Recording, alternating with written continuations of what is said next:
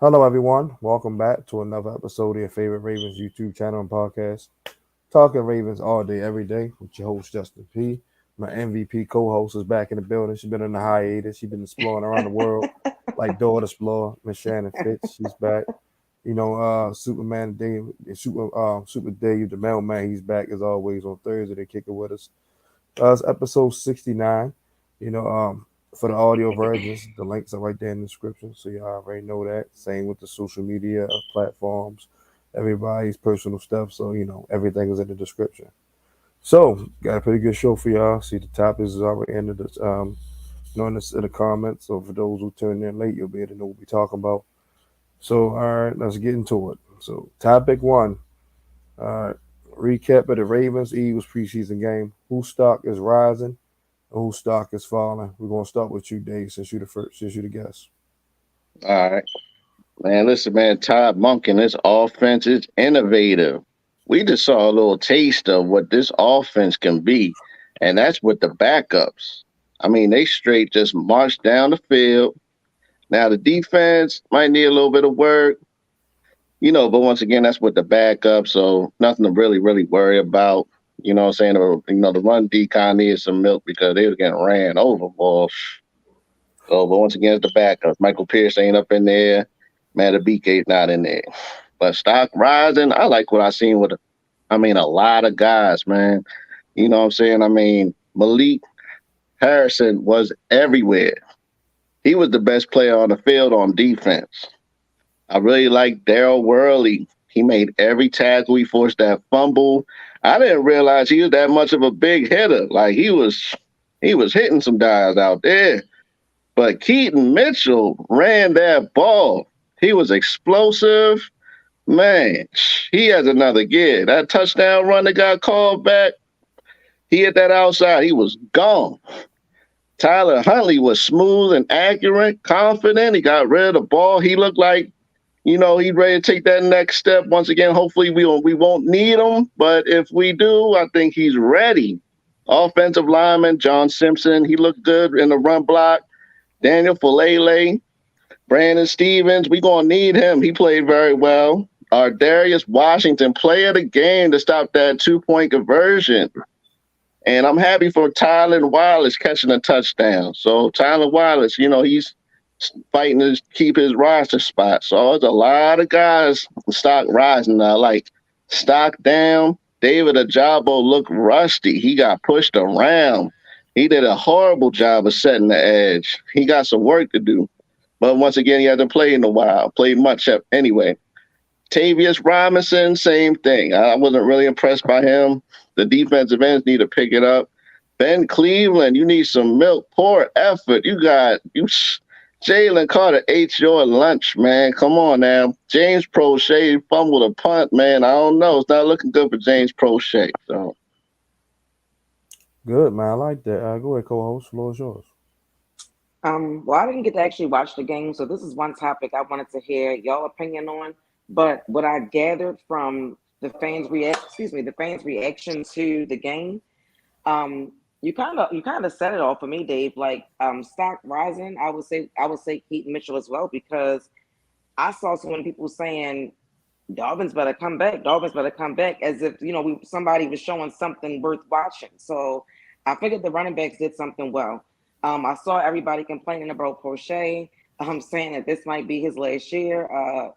I wasn't too sure what he did, but I know he upset a lot of fans with whatever he did.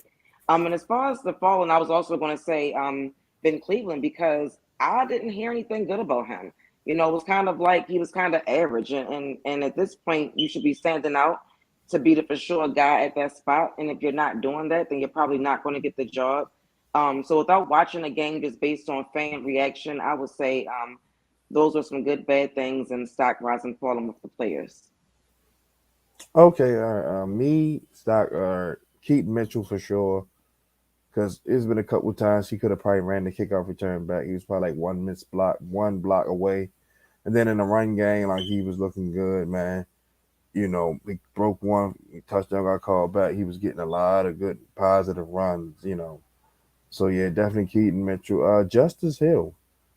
Justice Hill looked pretty good. He should have scored on that. On that. When he reverse field and Josh Johnson threw a great block. He should have scored, but he was pretty solid. He was catching the ball at the backfield. He ran hard. Uh, let's see. Darius Washington, definitely him. He was coming up making tackles. Got the interception on the 2-point conversion. Kavon Seymour, believe it or not, he actually held up in coverage. He was everywhere. He was everywhere. He was locking stuff down. He was competing, knocking the ball away, coming up tackling. You know, so yeah, definitely Kavon Seymour. Malik Ham. Malik Ham is another one, man. The kid was coming off the edge, man. I hope they find a way to keep him on the roster because he was coming off the edge. He got a sack. He got a couple quarterback pressures. He was stopping the run. He definitely played. He played well. And then my last two was Deshaun Phillips and Malik Harrison. Them guys was flying up, making tackles, covering backs of the backfield. In the run game, it was getting physical. Like they wasn't letting the lineman get second level on. It was meeting them right there and then getting off blocks, making tackles. So those guys right there, stock of rising for me. Falling, Anthony Brown, his stock is falling. Maybe threw that stupid ass interception instead of just Oh throwing them. yeah. So he's probably gonna be on the practice squad or something like that. So yeah. James Prochet, you can't fumble a punt return like that. Just yeah, so he's on his last leg, so his stock down. Brandon Stevens was giving up too many catches for my liking, so definitely his stock is going down. Ben Cleveland, like you said, Jalen Carter was just up there just erasing his ass, just making him look bad. Um, let's see, other David Ajabo, because like I said, instead of him staying outside, he kept trying to swim inside all day long like he was the white Freeney, and plays kept coming right there where he's supposed to be at. So those are my guys for stock rising, stock falling. Yeah, I agree with you All on right, Malik Horn. next I top. forgot about him. Yeah. Shorty playing out his mind. All right, joint practices with the Commanders, and what stood out to you guys the most? Go ahead, Dave. The receivers, Zay Flowers had everybody on skates out there, man. He had them slipping all over. He was doing whatever he wanted out there. And the Commanders, I mean, they can't fight. I mean, I just they was mad because they was going up and down the field on them. They want to fight. Look like Tim Anderson from the White Sox getting dropped like by Ramirez, from Cleveland, man. You know what I'm saying? Like get him out of here, man. Odell Beckham puts on a show. I can't wait to see him in a regular season. Oh my goodness. Lamar Jackson is about to light it up like fireworks in Baltimore on July 4th. He's throwing it all over the field whenever he wanted. The offense clicking on all cylinders. The defense was pretty good, so I think everything's looking good. I mean, the Ravens are ready. The backups, these guys are looking for jobs. Okay, go ahead, Shannon. Floor is yours. Well, first I have to say that was like typical Baltimore DC drama. Like every time I heard something about the practice, the joint, it was a fight. It was everything we wanted and everything we needed because we talked about this before. In training camp, you kind of get tired of going against each other, meaning your teammates. So when you get somebody else in there, it's kind of like, yeah, now I can, let some of this energy off, aggression out. And that's basically what we saw. What stood out to most to me was Zay Flowers. I mean, I enjoyed seeing it and hearing all the good things about him because maybe right before I went on vacation or the week I went on vacation, they were saying that Zay Flowers, he looks good in one-on-ones, but he doesn't look good when it's 11 on 11s. And I didn't know how to take that. And this was when it was just going against the Ravens. So to know that he was basically doing his thing, against another team, it kind of gave me hope that, maybe that was just that time and not something to be concerned about. But from everything I saw, he's a beast. Like I think that we might have hit one with this wide receiver here. But that's what stood out to me the most. I didn't hear too much. For whatever reason, I didn't hear a lot about our defense against their offense. I heard more about our offense against their defense. So I don't know if our reporters are more on that side of the field or not. But yeah, what stood out to me most was just Zay Flowers, definitely. Oh well, yeah, I've definitely heard some things defensively. Adafi Owe look amazing. They said, man, In the one-on-one drills, 11-on-11, he was just beating those Commanders' offensive linemen like they stole something. Granted, the Commanders' O line's not the best, but still, they pay professionals. So to see some type of improvement out of him, it's good. So, I mean, Chuck Smith is doing his job. He's getting the most out of him. Jabo's going to take a little bit of work because, like I say, he missed a lot of time. But they said Adafe is ready. He got spin moves to his game now. The bull rush better, his speed rush, using his hands more. They said he looked amazing. Of course, like I said, Malik Ham, he was doing his thing. Beating all the offensive linemen. Patrick Queen. They said Patrick Queen was flying all over the place, man. He had a couple interceptions, couple pass breakups. He had tackled Brian Robinson in the backfield a couple times. Then of course Odell and Zay, man. Them two guys. They just was just taking turns, just abusing Emmanuel Forbes and those other corners. So it was just like, you know, and then of course Lamar, he up there throwing darts. So yeah, that's what stood out to me the most. All right. Mm-hmm. Next topic: J.K. Dobbins is back on the field from the pup list. Does this mean he's going to be ready to sit back down at the table and try to get a deal done? Go ahead, Dave. Floor is yours. I mean, yes, this is JK's year. He played great when he came back last season. And the thing about him, he don't have to carry the whole load. You still got Gus Edwards and Lamar Jackson still gonna run the ball a little bit. His only prime is durability. It's but this year you got to carry the ball 15, 20 times a game because you're a 1,200-yard back when healthy. Your money in the bank after the season. So I think after the season he's going to get paid. But right now, no, because you got Gus. Gus is ready to step up if need to be.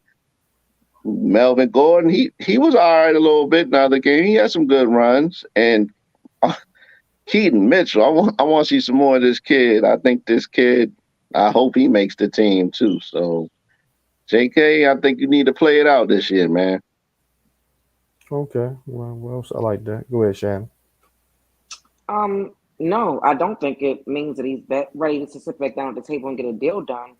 Because I think that's something that could have been done this whole time that he hasn't been playing, if that's what the issue was. And outside of him maybe wanting to get a deal done, the Ravens have to want to get a deal done.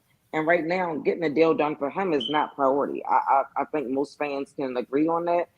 Particularly when you start losing guys in important positions, we have to think about how we're going to spend our money now. And granted, it might not affect us until next year as far as the cap with creating a new deal. But I just feel like if that was something that was going to get done all of this time that he's been out, that they would have been sitting at the table trying to get a deal done. Like we said a couple of topics ago, I think that he saw like it started getting hot in there for him. He started saying what was going on around him and saying that unfortunately, with or without you, the game will go on. It's going to continue on. The Ravens are going to move forward with whoever they have. And everything you just said about like every running back you just named is the reason why I think he's dead from the pup list. I don't necessarily know if he was hurt before. I kind of thought it was about money. I felt like if he had a deal, he might have been out there. But I don't think that changes anything right now. I think what made him say, "Let me get out there," was whatever transpired in that game on Saturday, and him realizing, okay, if I keep doing this, I might not have a spot on this team. Period. Which then won't help him get a deal done in the off season. Probably not now. 'Cause like you said, it's a lot of backs that we can go with if he were to hold out. So he kind of lost his leverage. So I think maybe during the season, maybe if he's getting off, he's like damn near close to 1,000 yards, and he's excuse me, no setbacks from his injury, and he's looking good and looking fluid. The Ravens say, you know what, let's get this out the way now. The way the off season could be painless because they don't really want to go back to back off seasons talking about contract issues with their star players. So they may get it done like week 10, week 11 when by then if he's damn near 1,000 yards or past 1,000 yards, they're like, you know what, go ahead and get him income out the way. That way, we can be clean slate during the off season. Don't got to sit there and ask a million questions about the same thing because that Lamar situation definitely probably took the life out of files with contracts in the off season. I mean, you're going to have to deal with it. It's a part of the business. You can't escape it. But like I said, if he's off, if he's playing good and no setbacks, that'll extend him during the year. Just not right now because he gotta show them like, hey man, can you should be healthy for all 17 games and give us at least 12 to 1300 yards. So you gotta put out first before we put out. You know what I mean? So it'll get paid. It just will be later on, whether later on during the season or or right when the off season hits. Uh, okay, preseason game number two, Monday night versus the Commanders, the team they've been yakking with all week long in the joint practices. So what are you looking forward to seeing in this preseason game, Dave? I want to see who's looking for jobs, man. You know, who's going to separate themselves in the quarterback battle? Right now, Huntley's in the lead. Right. So Josh Johnson, who was all right too. Josh Yeah. Johnson, I need you to light it up. So, it's going to be a fight for that number two spot, that six wide receiver spot. We already know that top five's locked in. Odell, Zay, Duvernay, Aguilar, and Bateman, they're going to make the team. Facts. So who's going to take it? Like I said, I'm pulling for Tyler Wallace. He got that touchdown the other day, and he was talented coming out of Oklahoma State. So I want to see him win it. Demas really didn't get a chance to play. I want to see him play a little more because he was really talented before he got the leg injury. James Prochet, it's now or never. So right. I'm not big on him. I like that kid Ryan, number 82. I want to see a little bit more of him. So I want to see will the Ravens keep four running backs. I want them to keep all four of those guys. Keep Gordon and definitely keep Keaton Mitchell. Because it's a long season. Dobbins and Gus Edwards, they have an injury history. So right now, and also I need to see some corners. The corners right now, I need to see some guys stepped up. Now I heard they signed Ronald Darby today. So that's good. That's a good. We need another vet. And I really would like them to sign William Jackson too, because once again, you need depth right now. Marlon Humphrey's going to miss a month, so Rocket Scene he's still out. So I need some guys to step up. I want to see some Pepe Williams, Kevon Seymour. Let me see some more of that. Brandon Stevens, a little bit of a mixed bag. I like what he did the other day, but they went at him a lot, and he held his own. Caillou Blue Kelly, he was decent. So I need to see some you guys step up. Jalen Armour Davis, where are you? So I need the cornerback position to heat up. That's the one position I'm really, really looking at. And what offensive linemen are going to step out? Also, John Simpson, he looked good in the day. He was blocking well, and Falele was blocking well too. He did a good job. Every time when they ran that touchdown, he had a big block. He had a big block. So Falele. So I want to see some more offensive line, cornerback, and D line too. Defensive line. I want to see some guys step up. Gotcha. Well said. Go ahead, Shan. Well, Dave basically said everything I was going to say because the cornerbacks were a priority for me, and also wanted to see the offensive line and defensive line. So to not repeat everything you just said, what I will say is I'm looking forward to seeing the offense, more of the offense, because hearing Monken say this week that he's taking into consideration plays and things that Lamar wants to do, or maybe anybody on the offense, if it's something that they want to do, he's taking that into account. So I just want to see what we do different this week that may not have been done last week. They might not, of course, you're not going to put everything out on there on the field, but what if it's that play that Lamar said he liked and they try to run it during the game and see if it's something that can be beneficial? So again, I didn't want to repeat everything you just said, but outside of that, I just want to see more of the offense because that's what I'm most looking forward to this season. I'm gonna piggyback a little bit off everything y'all said. Definitely the play calling was smooth in my opinion. Definitely see him capitalize off that. You don't got to open up the boat just yet. It's preseason, so keep mixing it up like you've been doing. The tempo, the spacing, like we keep being in 13 personnel. I like it. Three receivers, one running back. So Pat Ricard, man, I don't know, man. If it ain't goal line or short yardage, you might want to have to go back and play D tackle and get some reps there like you did before. That's because it's great to be like the '99 Rams. We had the greatest show on turf part too. So we're gonna have like 3, 4 receivers out there. I want to see the tight ends them number two tight end. Like, is it gonna be likely? Is it gonna be Kolar? I want to see that battle because Kolar look pretty good. Likely look good. I want to see how those two going. Who's gonna step up amongst them two to be that number two tight end behind Andrews. The left guard spot as usual. Like I said, Salah look good. John Simpson look good. Ben Cleveland, let's see what happens with him. And then you got Patrick McCarry, the old wild card, so he can slide in there, win that spot as well. So that's another interesting thing I want to see. And like you said, the corners, want to see Armin Davis, Arthur Millette, see what he do. Caillou Blue Kelly now, Ronald Dobbins. I don't know if he's gonna play Monday. Hopefully he get caught up to speed enough he can get play a little bit. But that's about it. The defensive line, the edge rush, and Harbaugh. I want to see Harbaugh, just basically interacting with his new offensive coordinator. And that's it for real. What do you want to see him do with him? I don't know. Just like is the Autumn two gonna just console with each other a lot more? Because him and Greg and Roman didn't really talk. Didn't get opinions and thoughts on stuff. I want to see stuff like that. Because your head coach, you gotta be on the same page as your coordinators for the most part. So I just I want to see remember them. go to maybe it might have been like 2 seasons ago. I don't remember which year it was, but Mike Preston was on the radio and he was talking about Oh how Lord, John Harbaugh really just isn't involved with the offense. So I don't know.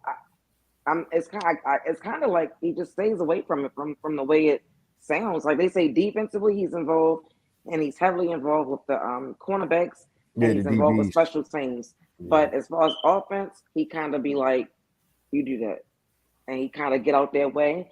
And we've talked about this before with John Harbaugh. Like that's kind of it can be a good thing or a bad thing because yes, you should be on the same page as your head coach.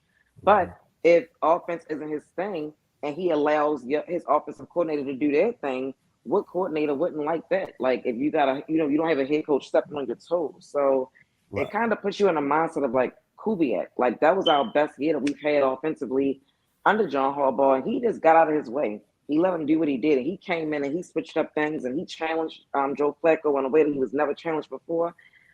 I'm just saying that to say I don't think it's a bad thing if John Harbaugh's not, talk. I'm sure they talk. Obviously, they gotta have talks every week when in, inside the building and figuring out what they want to do. I just think he kind of just falls back and let his coordinators, particularly offensive coordinators, do their thing.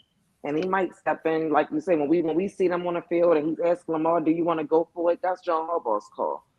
That's kind of when he gets into it. But I don't think he's ever going to be the guy sitting over there. I mean, barring it being something like, no, run the ball here or something like that. For the most part, I could just see him. Look at what he did with Cam Cameron. He lets them do them. You know what I mean? So it could be a good thing or a bad thing. But I was just curious what you wanted to see, only because we know John Harbaugh. You're probably not going to see much of that from him. yeah. Basically, just them two, just talking. That's all. I know he's not gonna get involved. He's not supposed to, but just like it's just situational, like just to see what Todd Monken thinking on down and distance and stuff like that. That way he can know whether to go for it or not, stuff like that. Those little small things. That's all. Makes sense. All right, last topic of the day. Guess get a little side sad here. Uh, and no one our fallen soldier Alex Collins passed away the other day. It's reported in a car crash. So we're just gonna just basically just go down memory lane. So Dave, give me some memories about Alex Collins. It could be good, bad, whatever. I really liked him, man. He was a good running back. He really had some speed, man. You already know he played 5 total seasons. He was drafted 2016 out of Arkansas, fifth round pick. He had 2 seasons with the Ravens. 2017 was his best season. That year he had like 973 yards, 6 touchdowns. 2018 he fell off a little bit, only 411 yards, 7 touchdowns. Last played 2021 with the Seahawks. So yeah, he was a good player. He wasn't here long, and it's really sad. 28 years old, that's way too young. Really sad. Hmm. Go ahead, Shannon. Yeah, I was definitely sad and surprised to hear that. I mean, we've lost a few former Ravens this year, and they're all young men, so it's sad when you hear that. When I think about Alex Collins, I enjoyed him as well. Sometimes you get people that come to your team, and even if they're here for a short period of time, it's like they come at the right time. And when he came in 2017 and made the impact that he did, I feel like most of us felt like we had a running back, like we had a guy that we could depend on. And then 2018 happened. Now, for me, I feel bad about how it ended because like 2018 was one of those years. That was the year that we had to, get rid of Joe Flacco. Turn away from Joe Flacco and let Lamar take over. It was just, we might have been losing John Hall. It was a lot going on that year, and it's unfortunate that it ended like that for him. But I will most remember him for his river dance. I thought that was cute and one of the most creative things that I saw from a player. Outside of guys doing different things, but I like that. So again, he came at a perfect time when we needed him. It's unfortunate that he couldn't play here longer, but I definitely enjoyed him while he was a Raven. Oh yeah, definitely, man. Definitely that river dance. He had good personality. He was always taking pictures with the fans. I got to meet him a couple times, preseason games and stuff like that. Real down to earth guy, and was a talented back. Yeah, like you said, 2017, he had like 1,000. He had close to 1,000 yards. He had fumbling issues at times, but other than that, man, he every time he get the ball, he damn near look like he's ready to take it to the house. Like I remember that game against Pittsburgh, even though he lost, man, he had like 100 something yards. He was going crazy against them. Both games, the game that we played him down here and in Pittsburgh when we came back, but lost at the end because AB kept pushing off all game. But that's a whole different story. But yeah, Ellis Collins, though, man, very talented back, man. Definitely sorry to hear that. Definitely prayers and thoughts to his family, friends, Arkansas, Seattle Seahawks organization, and all the things that he played for. It's crazy because, like I said, Lorenzo Farrell was the same age, 28. Jalen Ferguson was only 25. It's just a lot, man. It's just a lot. Then we lost Chris Smith, another former Raven. Then, of course, Tony Saragusa. So the last year and a change, been tough for the Ravens flock, man. Losing a lot of former players because once you're a Raven, you're always a Raven. So, like I said, man, like Ray said it, man. When you go through all this stuff like this, something good come out at the end of it. So hopefully that's the case. We get Mhm. enough and get that third Super Bowl. But yeah, man, Alex Collins was a really good back. Hmm. Oh man, great show, everybody. Great show, man. Dave, anything you want to say before we wrap it up? Yeah, man. First of all, welcome back, Shannon. It's a good show. Always thank you for the opportunity. Of course, I want to shout out Keep It Stack crew all day. A couple happy birthday shout outs. My niece Isabella Ruffin, happy birthday. Happy birthday. Ray Happy Bertrand, happy birthday. birthday. Yeah, so Giselle Warren also happy birthday. And just shout out, thanks for everybody tuning in and watching this a podcast and supporting us. That's good, man. Good, Dave. Go ahead, Shannon. I'm just happy to be back. I haven't had a chance to really talk Ravens sports anything in a couple of weeks. So I'm just glad to be back, and we're a couple of weeks away from the season, so it's going to get even better. Yeah, same here. And I'm glad to have you back, of course. Uh, just like I said, it's football now. It's real. Football is about to be here. So the regular season is here. Before you know it, we're gonna be getting ready for Week 1 versus the Texans. So Hmm. yeah, same old. Lay y'all talking Ravens all day, every day, family. That's it, man. So you know, So let's go Orioles, baby. Let's keep it up. First place. Come on, baby. Oh yeah. yeah. Definitely support the O's. They holding it down for us. So Hmm. hopefully we got two teams having parades this year. That'll be nice. But yeah, everyone have an amazing Thursday. Y'all know what to do. Like and subscribe, all the stuff like that. The people that missed it, go back and watch the replay on YouTube. Make sure y'all trade. Y'all know what that means. Talk Ravens all day, every day. From your host, Justin P., my MVP co-host, Shannon Finch, and our special guest, Super Day the Mailman. Love y'all guys. Back Tuesday, 7 p.m. Eastern. We went to 7 o'clock. More people said 7 o'clock because they getting out, it's better because they be home to watch. And there's been better results. More people been tuning in. So, we listen to feedback, So, boom. So, see y'all Tuesday, 7 p.m. Eastern. Love y'all. Have a great weekend, and we are out. Bye, Peace. guys. Oh,